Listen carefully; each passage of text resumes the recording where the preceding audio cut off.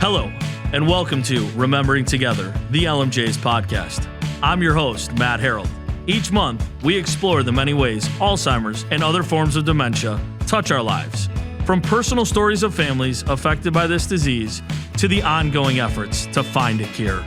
Join us as we raise awareness, share support, and learn together about the impact of Alzheimer's on nearly 7 million people worldwide. Let's remember together and work toward a future where no one faces this disease alone. Welcome to Remembering Together, the LMJ's Lost Souls podcast. We have made it to episode number 12, and since we've made it this far, I'm going to say that I am now somewhat of an expert in the podcast industry. For those of you who don't know me, my name is Matt Harold, the Vice President of LMJ's Lost Souls Alzheimer's Fund. Today I have with me two, we're going to call them experts in the Alzheimer's field. They are both with the Alzheimer's Association. They are both been with the association for quite a few years and know much about the association and much about Alzheimer's, but more importantly, much about what many people are going through when it comes to Alzheimer's and dementia-related diseases. Today I have with me both Kate and Delia. Delia Jervier is the Regional Vice President and Executive Director of the Illinois chapter of the Alzheimer's Association. And Kate Shea is the Vice President of Development of the Illinois chapter of the Alzheimer's Association. Ladies, thank you both for being here today.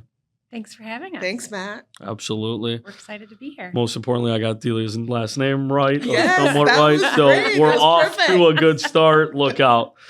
First, just kind of I'll let you introduce yourselves to our audience. So if you guys want to talk about yourselves personally, where you're from, your upbringing, kind of how this led you to where we are today with the association. Delia, I'll start with you. Sure. So I have been with the Alzheimer's Association for 13 years now. And prior to that, I worked for the American Diabetes Association for 13 years, or for 17 years, actually. So I've been in this space for about 30 plus years. I realize I'm getting older by the second. I'm originally from the Caribbean, so you may detect a little bit of an accent. Martinique, French West Indies is where I was raised. And I've been in the United States for over 40 years now. But being a part of the association has been an amazing 13 years. And actually, just today, there was an article that talked about blood tests and that being a way to literally diagnose this disease. And I'm sure we'll get into that a little bit later. But just thinking back about where we were when I started with the association, that's pretty amazing. So that's me. 30 years in the nonprofit space. That's pretty darn impressive for Yeah. somebody who's only 32 based on my I math. know. I started when I was, It's amazing. 3. Amazing there. So, Delia, thank you again for being here. Kate? Yeah, so I joined the Alzheimer's Association almost 6 years ago. I had previously been in the rare disease space for about 20 years with the Muscular Dystrophy Association, always in fundraising and development. But when I had the opportunity to come to the Alzheimer's Association, I decided to maybe take a chance because my family had been through a very difficult journey. I always say our family was devastated by my grandmother's journey with Alzheimer's. We didn't realize the tools and the support that existed. Really did decimate and ruin family relationships. I think it made my grandmother's journey that much more difficult. And so once I started learning more about what the association can do and all the tools and resources and support that exist, it was pretty much a game changer for me. And that's really what drives my passion and the work that I do on the development side and bringing that awareness to people as well, because, you know, no one knows what to do when you're in the middle of it and where to go. And the resources that we have really can make that a difference. And then when my dad started showing some symptoms a couple of years ago, it was a completely different story because I knew not only did I have immediate connections here within the association, but to Delia's point, the opportunities and options look so much different now than when they did, again, even just when I started 6 years ago, the amount of things that have changed in just a short amount of time. It's really, really encouraging and exciting to be a part of this space now. It's awesome. So what I hear from both of you is years of passion and obviously personal impact we'll get into. But let's kind of take it for the people who don't really know. So what is the Alzheimer's Association? So, well, one of the things that we very often say is the Alzheimer's Association is the largest nonprofit funder of research, number one actually in the world. And in addition to funding research, our organization provides support to families that are dealing with this disease on a regular basis. So, the Alzheimer's Association is what is available to people until there's a cure. We are supporting families, we are providing education, we are funding research, and we are also advocating on behalf of those families. So the association has been instrumental in passing bills that help support those families, particularly in the state of Illinois. We are consistently the first state leading the path with things like training or mandating training for professionals. And we just last year passed a bill that makes a mandate for insurance companies to cover the cost of treatment.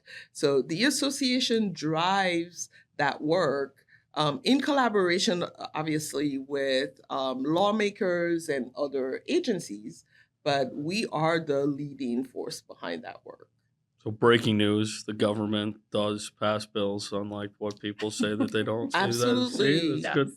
It's good to hear there. And when you talk about that, people obviously understand that there's the fundraising aspect and the research aspect of it, but that side of it, which is that red tape that a lot of people may not realize is there. And I have to preface this because I do this on almost every podcast. But my wife, when she says, "Why do you ask questions that you know the answer to?" Our audience doesn't know the answer. So I do know what the Alzheimer's Association is, in case you guys, for those of you who didn't know. But breaking news. But I feel like it's kind of a quiz because you know as well as we do. So if we're making something up here, no, don't do that and flip the question around. We're not doing that today. Kidding. But when it comes to Alzheimer's, obviously there's a lot of people. Obviously, the association is educating is number one.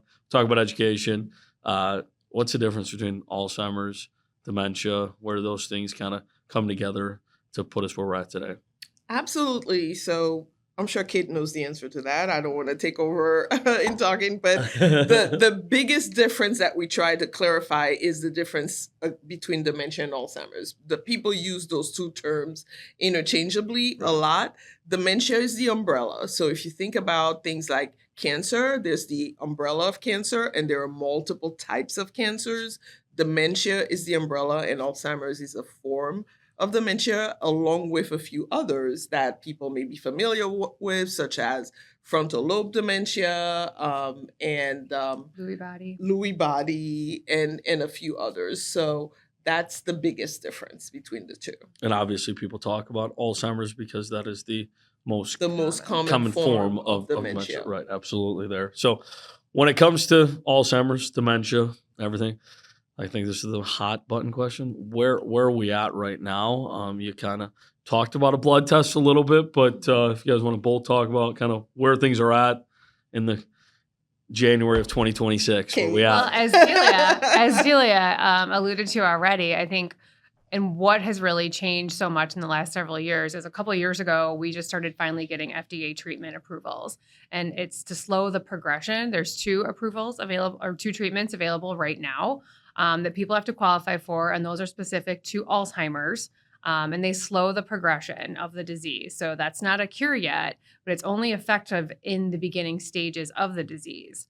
So while that's incredible progress, and there's a lot more to come, that makes things like the diagnosis so much more important. And the diagnosis part can be so tricky and difficult. Anybody who's taken any kind of a cognitive test knows that, that is very difficult. It can be very challenging, very frustrating and insulting, and especially for somebody who's already frustrated, or otherwise you have to do like a CT scan or a PET scan, and those are very expensive. And it's just a long process and a cost. So getting to the point where we are now, where we're getting close to having a blood diagnostic test that can be something available to help get that diagnosis faster, gets us faster to treatments. And again, because we do expect to have more treatments coming through, there's several in the pipeline right now going through the process. So, and getting us closer to making it more of a manageable chronic type of disease that people can offset those symptoms even starting. So we're still a bit of a long way off on getting that all integrated into our, our regular health systems and all of that. But I think that's, one of the highlights of how much things have changed so quickly in the last few years. So I don't know, Julie, if there's Yeah, more to no, add. I mean, essentially the key word being early diagnosis, because what we know is there's typically been a stigma associated with the word Alzheimer's, and knowing that we're talking about it more today, but couple that with the fact that we have treatments, which was not the case. It was, medications that manage the symptoms is what we had up to a couple of years ago. But now to be able to say we actually have treatments that could slow the progress down. I literally was having that conversation yesterday with my best friend because she does hair. So she's a stylist, and she has a patient that for the last month calls her every time she comes to her appointment asking for the location of the shop. And she's been coming to that salon for years. She's in her early 70s. She drives herself. And my friend was asking me, what should I do? Every time she comes, she's calling ahead and saying, hey, did you change your location? Every single time she comes to her appointment. So I was able to say to her, you have an opportunity to not only get her into a place where she can get diagnosed, but also couple that with it's not a cure, but we actually have treatments that there's a window of opportunity to get those treatments at a place where they're going to be effective. And urgency comes into play when you're having those types of conversation. Whereas we couldn't say that 3 years ago when you're talking to somebody about a diagnosis. People tended to push it to the side and say, it's just old age. I don't want to hear the word Right. Alzheimer's. That's not the case anymore. Well, and it was such an embarrassing thing for people. They felt, so uncomfortable and so embarrassed, and it was something that you kept hidden, and people wouldn't talk about it because, again, to Delia's point, there wasn't anything you could do about it. And I think that making that on the caregivers that much harder too. Well, what's crazy when you talk about that is the data as to how many people are diagnosed, and there's still so many people, even now who are scared and the stigma and all that. But Yep. when we're talking, what are we at now? 7, 8 million? What are we at? Yeah, right? we just crossed over the 7 million in the country. It's and there's still so many people that's who's diagnosed. that are diagnosed. With that, and when you say, that example, and what do we do? And it's the financial planner that I've talked to a lot. He talked, well, when's the best time to do this? Yesterday, and when's the second best time today? But that early detection is and the make or break when it comes to getting the correct, when there is FDA approved medicine, at least to help, not make it worse as quickly. It's not fixing it by any means. Right. On the topic of fixing it, anybody who's got any knowledge, I always ask, so where are we at with the cure? We have no idea where we are with the cure. But where we are today compared to where we were is when we're talking about things like blood tests. Just think about this for a second. The job of FDA-approved treatments is to remove amyloids from your brain. Amyloids are what causes the disease. If you have a tool that can detect the presence of amyloid in your bloodstream before symptoms, just think about that for a minute. Before symptoms develop, we have an opportunity, and that's kind of where we're headed, with a blood test that detects those plaques already on your brain before the damage has been done. You can potentially go into treatment and not ever experience those symptoms if those plaques are removed. Now, are we there yet? Absolutely not. We have a blood test, and that's a good place to start. Is it a cure? We don't know. We also do not know whether those amyloids will come back after they've been removed. That we don't have those answers yet either. So a cure is still a ways off, but the progress that we've done and the possibilities that they bring to the table are I mean, it's huge. I get calls now from people that are my age that have a history in their family of disease and are asking the question, okay, should I get this test? Should I, because they're concerned and they want to know and they have not developed symptoms yet. But we know also that before symptoms begin, there's presence of amyloids up to 20 years Right. before the symptoms begin. So there's a huge opportunity now with all that progress in research. But no, we don't have the answers yet that people are looking for as far as a cure. But we've made a significant amount of great progress. It's awesome. When it comes to that research, and obviously the association, as you mentioned, largest nonprofit when it comes to research. When it comes to research, just a couple, maybe a few research studies you guys want to mention that are current, in the future, being looked at in that with what the association is putting their funds towards? So the association just released results from the US Pointer study, which was 100% funded by the Alzheimer's Association. And it was a look at a non-pharmaceutical approach to prevention, essentially, or reducing the risk of the disease. And those results came out in July, and they showed conclusively that by doing the things such as more sleep, diet, the MIND diet was the one that was used in the study. Chicago was one of 5 sites in the country. We recruited about 2,200 people across the country that were followed in 2 different groups. There was a control group and there was a less control group. They both did the exact same things, and that was, again, control your blood pressure, 120/80, sleep or measure your sleep at least 8 hours, MIND diet, and exercising 30 minutes a day, vigorous exercise that made you sweat. And the results showed conclusively that people operated at 2 years less in terms or younger. And it demonstrate that if you do those things, you can reduce the risk of developing the disease. And so that was a study that the association funded 100%. That when those results came out, it was really exciting. So now we're working on implementing and developing messaging around brain health, because that is a hot topic right now. Brain health is doing the things that you can do now to help reduce the risk. And even with the disease, these things can help slow down the progress as well. And then there are other studies that we're involved with. I can tell you as well another result that came out that was not so positive, but we were really excited about the possibility of what could be this magical drug, LGP1s, GLP-1s. or GLP-1s, sorry. Like the Ozempics, the Wegovy's, all of that.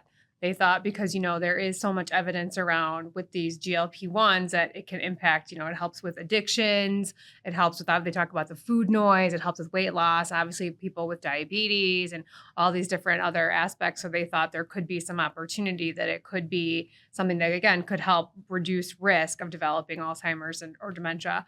And so far, the results were not as positive initially as they thought. I think it's something they're still going to continue to study because it is a very hot drug that a lot of people are utilizing. But those are the types of things they're looking into as well. And I mentioned earlier, there are studies going on right now to follow people that are on treatment to see how long, if those plaques return. That we don't know. We do know once those plaques are removed, treatment stops. So these folks, there are studies going on where we're following people to see if it comes back. And, that would be exciting to know too. If it's a one-time treatment and we got results and it goes away for a significant amount of time, that would be very helpful. So there's a lot more hope for the white flower than there was. Oh gosh, yes. Oh yes. 5 years ago, 3 years ago, even. Yes, which brings you, and I know that was a study that, obviously studies are studies to see how they work. We talk, I bring up AI a little bit, but so getting information credible versus not so credible. We're big at LMJs of having a resource guide for people to go to. Obviously, the association's a believer in that too. So kind of I want to hit on, what do you recommend to people to make sure that they're getting the best possible answer or information when they're searching for it? Well, I think the number one tool I would always suggest is our website, alz.org. There are daily articles coming out about, you hear this is the new thing, this is going to prevent Alzheimer's, this is going to stop it, this is going to change dementia.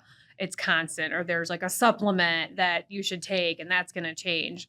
Again, we get folks sending us that. We see it in the news as well. And we always say, go to alz.org and see if it's there. If there's positive study around that, it's going to be on our website. Our team, our scientific team works very hard to vet all of the things that we are a part of and making sure that we have credible information that we have, backed up, researched. And there's always going to be differing opinions, of course, because there are scientists out there who have different opinions than what our organization may say. Totally. But, going to our website is, I always say, our first line of defense to see. We'll run things up the chain if folks bring them to us to see what, our folks would say at the home office level. But typically, there's a wealth of information on alz.org. And I would recommend people do that as well before spending money based on things that they see in the news. And you mentioned AI. People are using the likeness of actors and famous people to tout some product or some vitamin or something that, changed their memory or brought their memory back.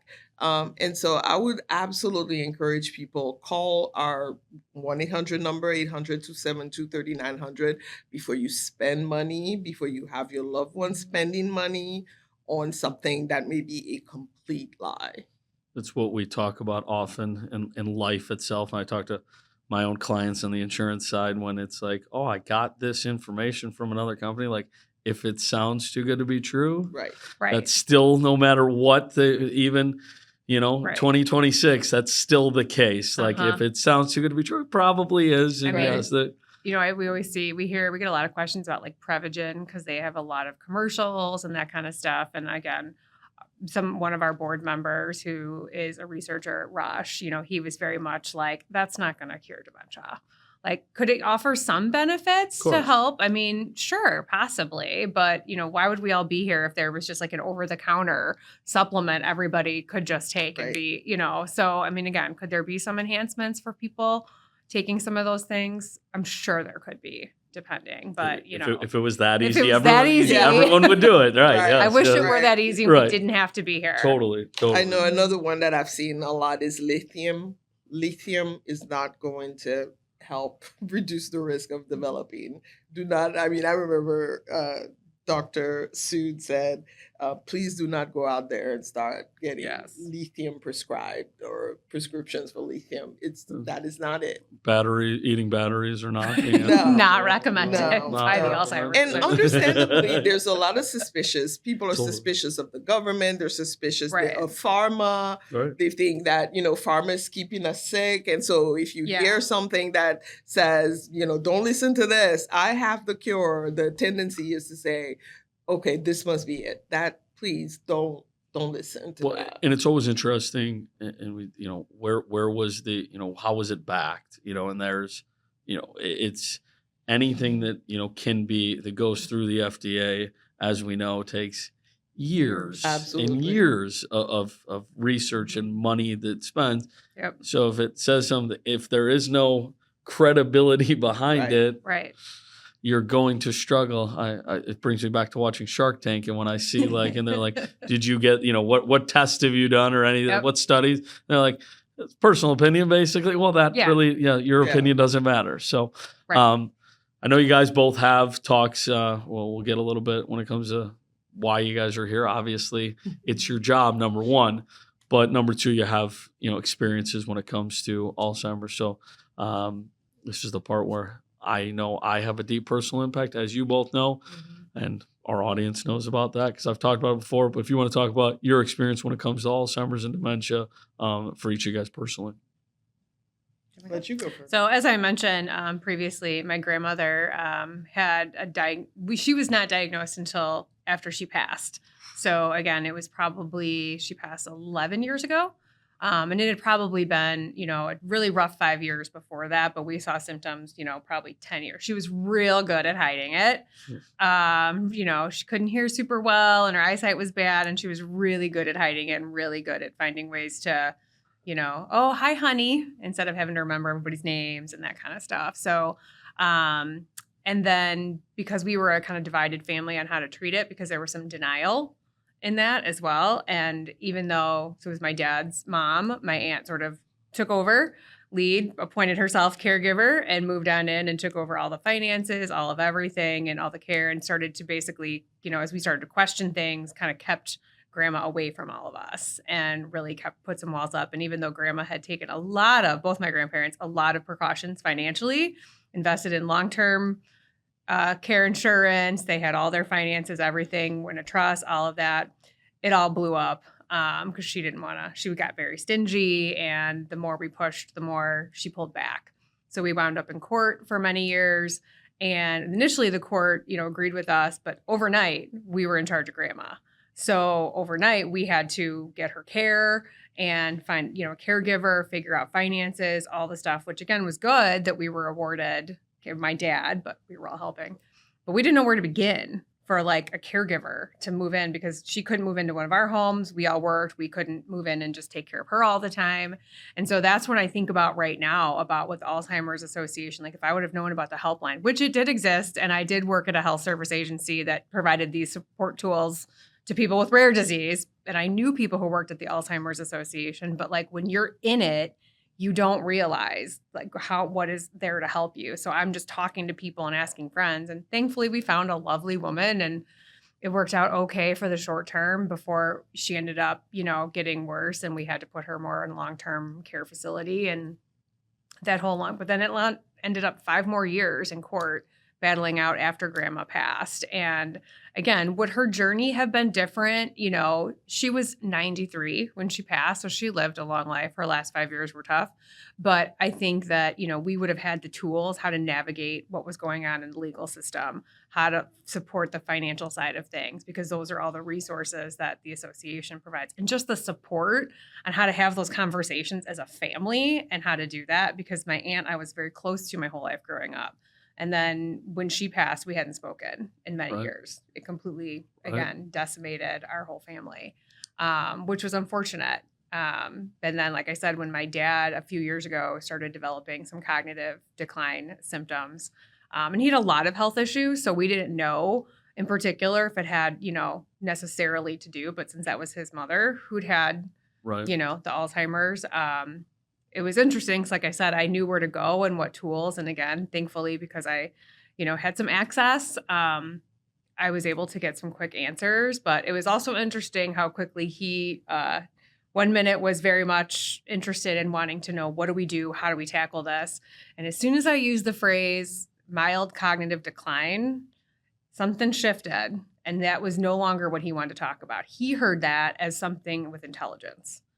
And all of a sudden was like, oh, no, Kate, no, I think I'm doing pretty good. I think I'm doing pretty good.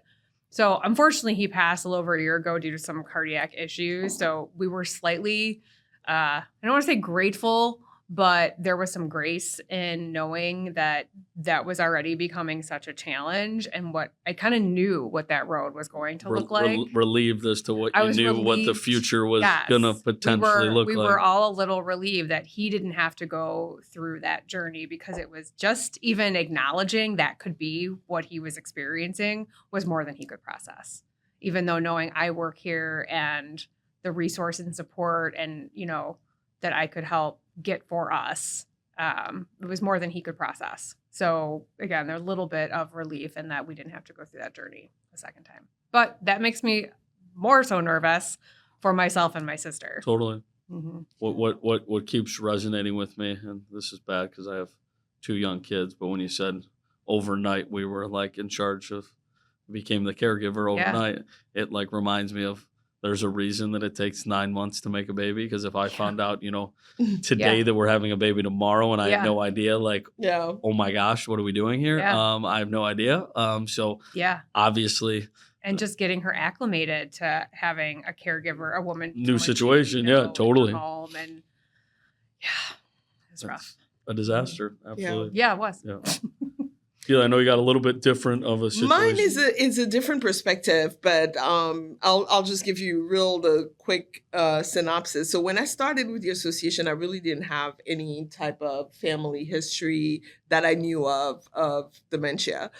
So what happened with me was a lot of my friends and acquaintances started reaching out to me as a resource. And one of the phone calls that I received, maybe a couple years into the role, was from a volunteer that I worked with at the American Diabetes Association, because his wife had type 1 diabetes. And so we were really close. We'd done a lot of stuff together. And one day he calls me, I'm driving to work, and he says, "So Delia, hey, you tell me a little bit more about this Alzheimer's things, because it looks like I may be diagnosed with it." But he was 53. And I thought, wait, what? Are you sure? What do you mean? This is someone who's a financial investor. He's, got all of the numbers and the stocks and bonds and what to do. And but he's also very practical. It's just like, so yeah, I mean, I've had the test done, and he's had the puncture, the fluid measured, and it came back and it showed that my parts of his brains are already atrophied. And I'm driving and I'm thinking, wait. And so he's asking me things like, so how much time do I have? I need you to give me the real. So he's calling me because he's thinking he's doctors. And I'm thinking, his name is Dan. And I said, Dan, I can't tell you that this disease is unique to each individual. You might even a doctor's not going to be able to give in you my this. head, though, Yes, I'm also thinking, I know that the younger the diagnosis, the faster the progression. So, I'm having this conversation with Dan, and I'm thinking to myself, this must be a mistake. Now, this fast forward 5 years later, he's doing fairly well. But he's an active Ironman runner. He runs, he's very active. He's completely switched over to the Mind diet. And so his progression has gone well. On the other side, one of my volunteers, board member, her son was diagnosed at the same age as Dan. And fast forward 5 years later, he is now in a facility, unable to care for himself. He cannot feed himself. He is in a wheelchair and barely responds. And so my board member, who's his mom, who you think she's the person that should be diagnosed with this disease, has had to watch her son deteriorate. And so for me, I've grown an attachment to her. And I tell her all the time, I do this for you, because to know that your son is probably still in his 50s and has this disease, and it's gone so drastically fast. And I met him. He and I spoke. We had a Zoom call when the diagnosis first came through, and we were talking about, he wanted to volunteer and help. And 4 or 5 years later, he's nonverbal, can't feed himself, all because of this disease. Since that story, I have found out now that I have 2 aunts who live in the Caribbean, in Dominica, British West Indies, who also have this disease. And the resources over there are not anywhere near what we have in the States. And so over there, one of my aunt, her son is her caregiver, and she sits home all day. He does not, he goes to work. He locks her up in the house to make sure she doesn't leave.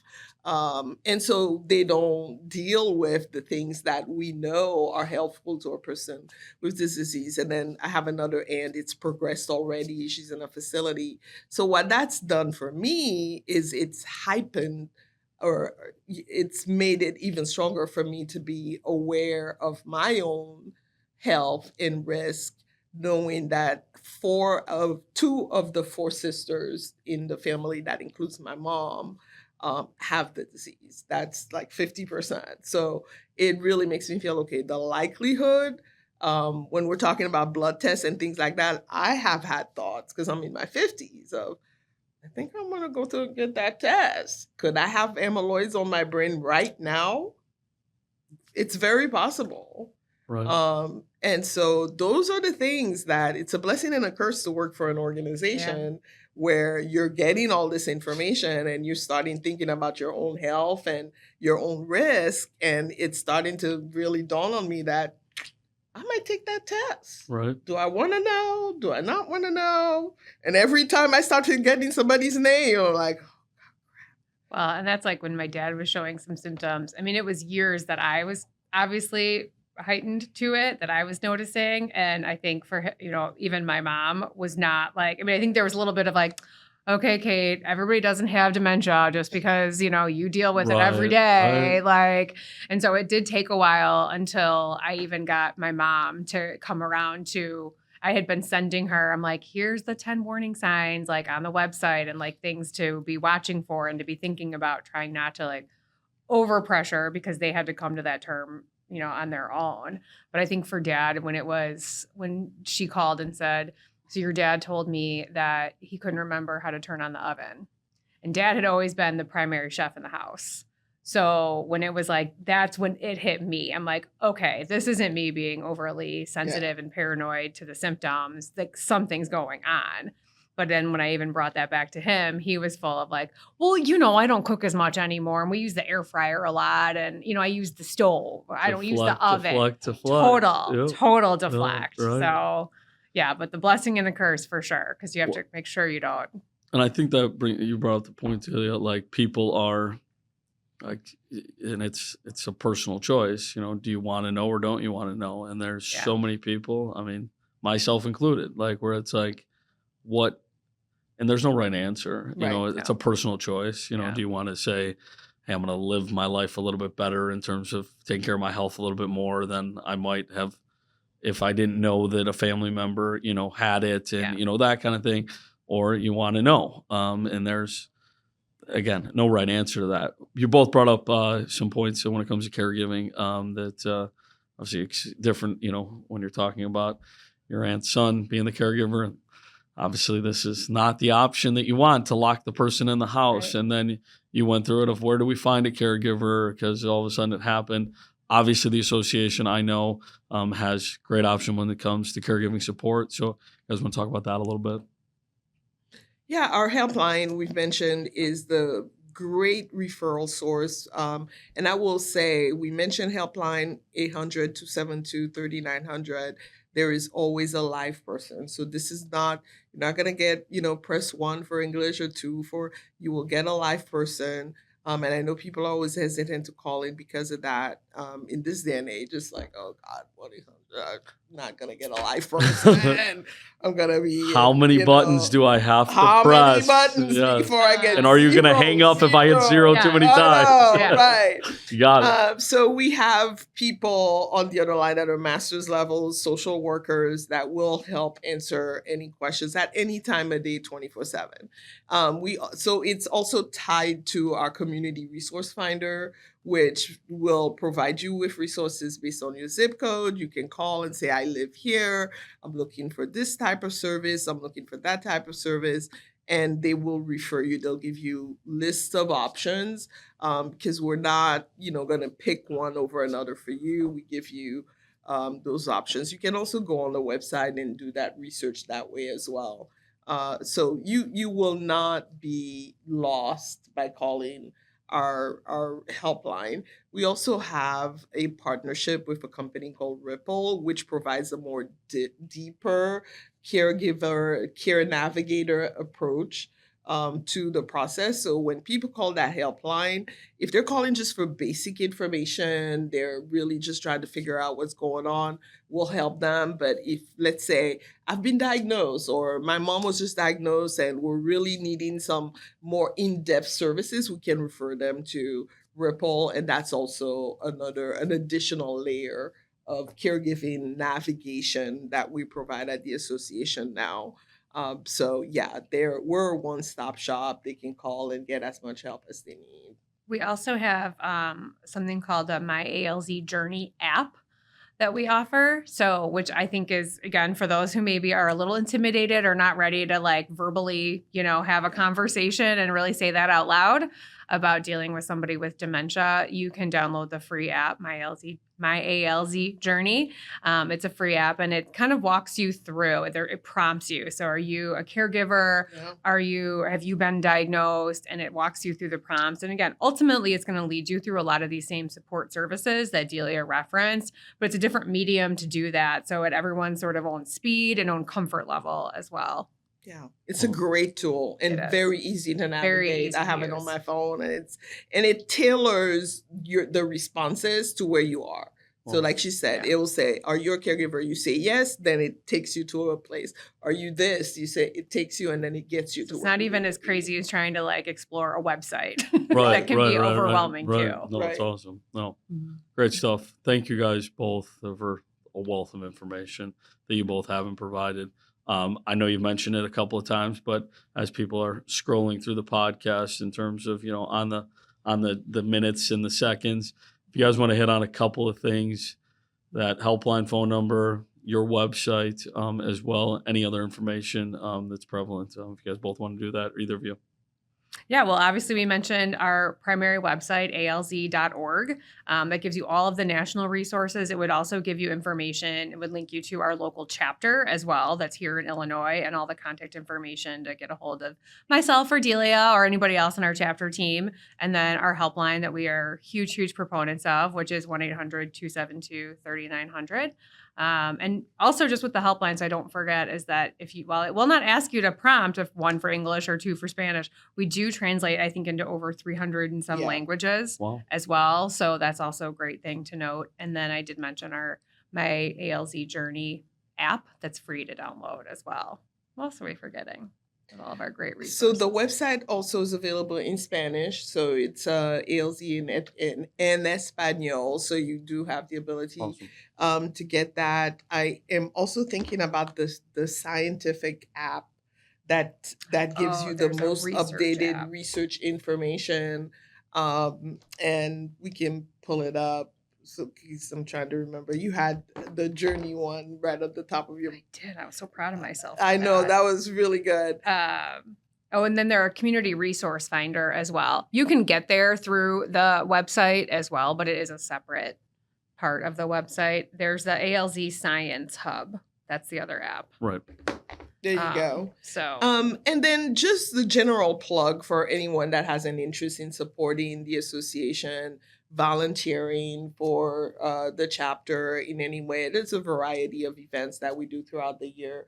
So if anybody's looking for, I just want to be involved and I want to help you guys out, they can reach out through, our 800 number as well. Well, and as our big walk partners that you are, LMJ Lost Souls is such a huge partner of our Walk to End Alzheimer's program. So sponsoring over $35,000 in this last year. And I heard a rumor maybe coming up on 2026 as well. So we're very grateful for that partnership for the Walk to End Put me Alzheimer's. on the spot here. I already heard from Karen. I don't make those decisions. Those are made above my We already heard from I'm Karen. kidding. So, but no, I wanted to approved obviously, it, all right? we Yes. wanted to obviously highlight and thank you guys for that Cool. incredible partnership, because those funds are what help make all of this happen as well. And that's thanks to LMJ Lost Souls, and the support, especially you and Carrie Ann always driving that, has been huge for us. And we're so grateful to you guys for that, as well as this opportunity. Awesome. No, and I appreciate you guys, obviously, Ditto. number one, being here. But more importantly, obviously, when this whole journey started for me,